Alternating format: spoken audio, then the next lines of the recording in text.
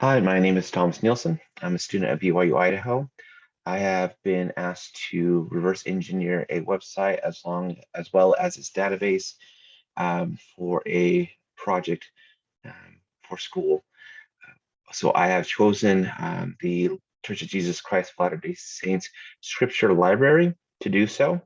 Uh, the database that I had to come up with had to basically take any of these links that you see on this main page and to associate them to data that has come from a database. For example, if you see here, you have a whole bunch of books. You go into the book, you can be able to click on it, and you can click from any of the books of the Old Testament, like Genesis chapter 1, and then go in. You have each one of the verses with their associated name and um, text and so forth. So each one of these books has different things. Each one of the books have pictures. For example, like in the Book of Mormon, there are actually pictures inside of the book with illustrations that need to be incorporated into it. But there also are, besides just scriptures, there's some study help like Bible dictionary or Bible maps that need to be incorporated into it as well. That will not be as easy as it would seem when I first started this project. So I'm going to show you the database I started to construct for this. So let's go into this very first part here. Let's close the picture out real fast. The very first thing is I start with the scriptures. Each one of the scriptures has its own individual name, like the Old Testament or New Testament, Book of Mormon, Doctrine and Covenants, Study Help, all the different versions of it. Each one has their own individual name.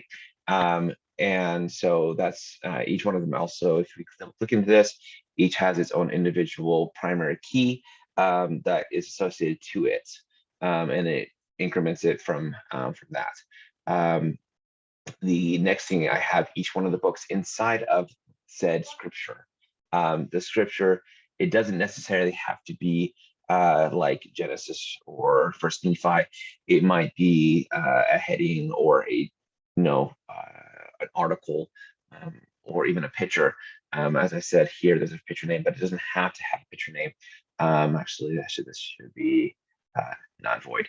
I just noticed that. Then we can go down into the chapters.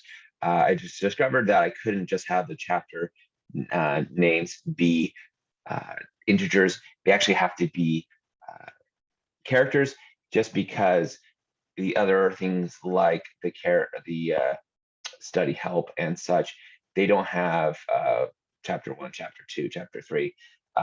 They have other things in them. So if you click into them, well, let's go back to the sacramental prayers.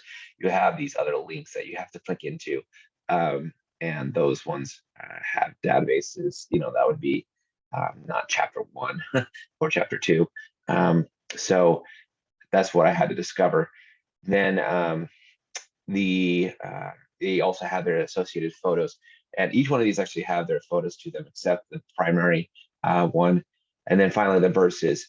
Sometimes there would be photos inside of the articles or the verses or the verses or paragraphs, technically, of the text. Each one of the pictures might actually have a descriptor on them, saying such and such to give it information about that picture. And then you have the text. This text might be bigger, dependent on the amount of characters. I haven't counted out the maximum length of a verse, but that would be something that would need to be looked into.